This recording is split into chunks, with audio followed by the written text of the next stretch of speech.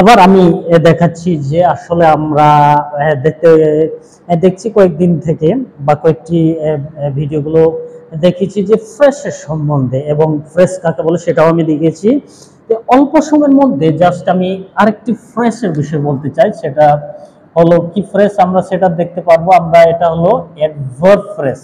Adverb fresh এটা খুবই গুরুত্বপূর্ণ একটা ফ্রেজ, যেটা আমি মনে করব, কারণ অ্যাডভার্ব জিনিসটা হলো অনেক গুরুত্বপূর্ণ জিনিস। কি গুরুত্বপূর্ণ? অ্যাডভার্ব শুধু ভার্বকে মডিফাই করে না, আমাদের মনে রাখতে হবে। অ্যাডভার্ব নাউন আর প্রোনাউনকে বাদ দিয়ে বাকি সবাইকে মডিফাই করতে পারে এটা।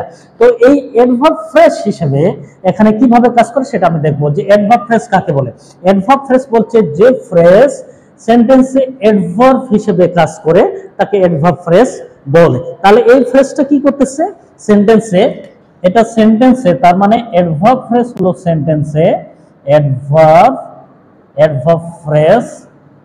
ফ্রেজ কি করতেছে সেন্টেন্সে অ্যাডভার্বের হিসেবে কাজ করছে। সেন্টেন্সে অ্যাডভার্ব হিসেবে কাজ করে, সেন্টেন্সে অ্যাডভার্ব হিসেবে কাজ করে।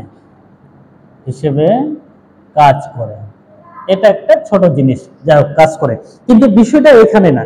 অ্যাডভার্ব হলো এমন একটা জিনিস, আমরা জানি অ্যাডভার্ব হলো ভার্বকে কি করে মডিফাই করে বা বিশেষিত করে, বা একটা অ্যাডজেক্টিভকেও বিশেষিত করতে পারে, বা একটা অ্যাডভার্বালকেও বিশেষিত করতে পারে। তার মানে এই একটা অ্যাডভার্ব কি করে, একটা ভার্বকে একটা অ্যাডজেক্টিভকে বা একটা অ্যাডভার্বালকে কি করতে পারে, বিশেষিত করতে পারে। তার মানে মডিফাই করতে পারে, মডিফাই করে। এটা অবশ্য আমাদের মনে রাখতে হবে। তার মানে অ্যাডভার্ব কি করে, ভার্ব, অ্যাডজেক্টিভ এবং অ্যাডভার্বকে অনেক সহজে কিন্তু মডিফাই করতে পারে। তাহলে এখানে কিভাবে আমরা বুঝতে পারবো, এখানে যদি দেখি the train is living right now, এখানে একটা দেখি the train is living right now. তাহলে এখানে এই যে লিভিং যে ভার্ব রয়েছে, এই ভার্ব ছাড়বে, ত্যাগ করবে কখন, সেটা এই যে রাইট নাও। তাহলে এখানে যে দুইটা শব্দ দিয়ে কি করছে, এই ট্রেনটা লিভ করতেছে, যে ত্যাগ করতেছে, সেই সময়টা এখানে কিন্তু দেখাচ্ছে যে কখন ট্রেনটি ছাড়বে। তাহলে এটা হলো একটা ফ্রেজ, ঠিক আছে, এটা হলো একটা ফ্রেজ, আর এই নাউটা হলো একটা সময় দেখাচ্ছে, ঠিক আছে। তাহলে এইটা দিয়ে কি করতেছে, এই যে লিভিং এর সম্বন্ধে তথ্য দিচ্ছে। তাহলে এটা কি করতেছে, যে এই লিভিংটা এটা ভার্বকে কি মডিফাই করতে পারছে। তাহলে এখানে আমরা বুঝতে পারি যে অ্যাডভার্বাল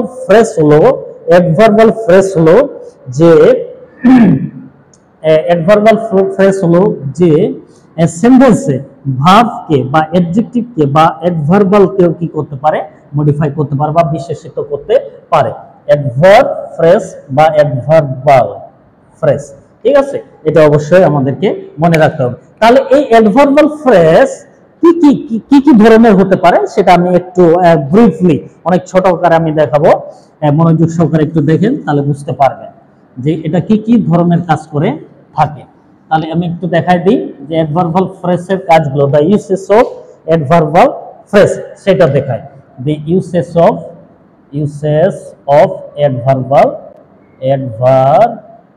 অ্যাডভার্বাল ফ্রেজ সেটা কি ভাবে আমরা কেমন ভাবে ব্যবহার করতে পারি। এক নম্বরে যদি আমি দেখাই দিই, এখানে এক নম্বরে যদি বলি যে এটা ফ্রেজ অফ টাইম, এটা হলো অ্যাডভার্বাল ফ্রেজ অফ টাইম। এখানে এক নম্বর দেই যে অ্যাডভার্বাল হলো একটা adverbial phrase of time.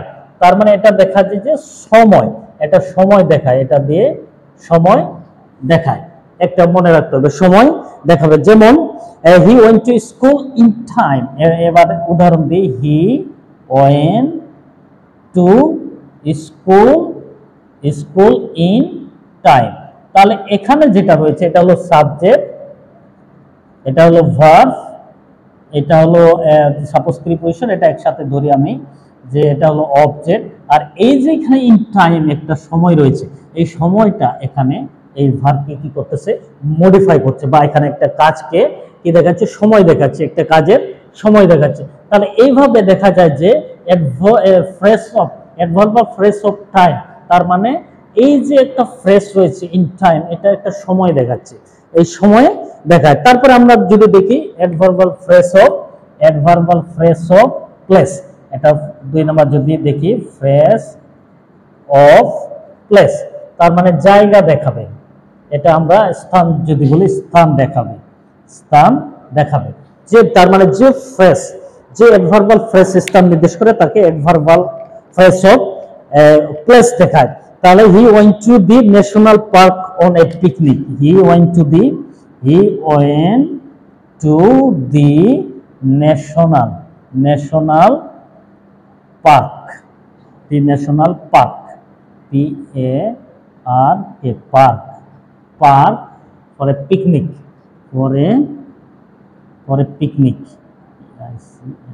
Picnic, ঠিক আছে, এটা হলো বিষয়। তাহলে এখানে কি দেখাচ্ছে, এখানে একটা প্লেস দেখাচ্ছে, দেখেন দ্য ন্যাশনাল পার্ক, এটা দেখাচ্ছে। তাহলে এটা হলো কি অ্যাডভার্বাল ফ্রেজ অফ প্লেস, এটা আমরা প্লেস দেখতে পাই। তারপরে যদি আমরা দেখি একটা ম্যানার দেখতে পাবো, যে ফ্রেজ অফ প্লেস, তারপরে ফ্রেজ অফ ম্যানার আমরা দেখতে পাবো, 3 নম্বরে আমরা ম্যানার দেখতে পাই। ম্যানার রয়েছে, ম্যানার মানে কোনো রীতি দেখতে পাই। ম্যানার মানে কোনো কাজে কোনো ধরন বা কোনো অভ্যাস এরকম দেখায়, রীতি বা অভ্যাস রয়েছে, অভ্যাস বিষয় আমরা এখানে দেখতে পাই, অভ্যাস, ঠিক আছে, এই অভ্যাস আমরা দেখতে পাই।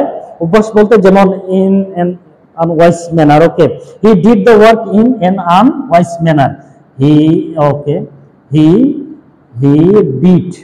Did the work in an unwise manner, ঠিক আছে। তার মানে এখানে এই যে in an unwise manner, he did the work, তাহলে এখানে দেখতে পাই যে এই যে এন আনওয়াইজ ম্যানার, তাহলে এটা কাজের একটা ধরন দেখাচ্ছে, সেটা আমরা দেখতে পাই। আরো যদি আমরা দেখি পারপসের বিষয়ে, উদ্দেশ্যে, টু মেক গুড রেজাল্ট, তাহলে উদ্দেশ্যে, তারপর আমরা যদি দেখি তাহলে আমরা একটা উদ্দেশ্যের বিষয়ে, পারপস, পারপস মানে উদ্দেশ্যে, কোনো কিছুর উদ্দেশ্যে আমরা এখানে দেখতে পাবো, উদ্দেশ্যে।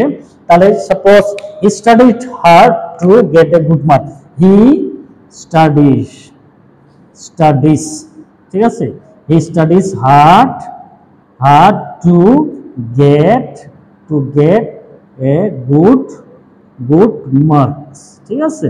তাহলে এখানে যেটা আমরা দেখতে পাই যে এইটা হলো একটা উদ্দেশ্য, ঠিক আছে, এ গুড মার্ক, এটা একটা উদ্দেশ্য। তাহলে এটা পুরোটা আমরা যদি দেখি, তাহলে পুরোটা আমরা দেখতে পারবো যে এটা পুরোটা, এটা to get a good marks, এটা পুরো একটা কাজের দেখাচ্ছে, উদ্দেশ্য দেখাচ্ছে, এটা আমরা দেখতে পাই। তারপরে আমরা যদি আবার দেখি যে কোনো কজ, যদি কোনো কারণ যদি দেখতে পাই, কারণমূলক আমরা দেখতে পারবো, কজ এটা কারণ দেখতে পাই, এই কারণমূলক আমরা অ্যাডভার্বাল ফ্রেজ অফ কজ, সেটা আমরা দেখতে পাই, যে কজটা হলো কেমন, টু সি মেজারিস, ঠিক আছে, এটা কজটা আমরা দেখতে পাবো, he said tears to see the measures, he said tears to see the measures, he said tears to see the মেজারিস,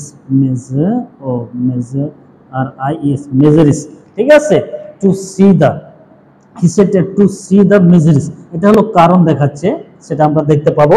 তারপরে আরো যদি আমরা দেখি ডিরেকশন, আমরা দেখতে পারবো, ডিরেকশন আমরা দেখতে পাই, ডিরেকশন মানে কোনো নির্দেশ, কোনো দিক, ডিরেকশন কোনো দিক রয়েছে, আমরা দিক দেখতে পাবো, তো এই দিকটা হলো সব to the east, he went, তাহলে হি ওয়েন্ট বা the ship is moving to the east, he went to the east, ঠিক আছে। তাহলে he went to the east, এই যে এটা আমরা দিক পাই এখানে, ঠিক আছে, এটা হলো একটা ফ্রেজ এরকম। তো এগুলা হলো এক একটা কি বলছি, অ্যাডভার্বাল ফ্রেজ। অ্যাডভার্বাল ফ্রেজ অনেক গুরুত্বপূর্ণ একটা জিনিস। জাস্ট অল্প কিছু উদাহরণ দেখিয়ে দিলাম একটু অল্প সময়ের মধ্যে ছোট ছোট করে। আর যদি বেশি করে জানতে চান তাহলে আমাদেরকে আরো পড়তে হবে, আরো জানতে হবে। তাহলে আমি আশা করব এইভাবে আমাদেরকে সবগুলো মানে ইংলিশে যতগুলো শব্দগুলো বিভিন্নভাবে বা শব্দগুচ্ছগুলো ব্যবহার হচ্ছে সেগুলো আমাদেরকে জানতে হচ্ছে, যার জন্য এটা একটা কাজে লাগবে।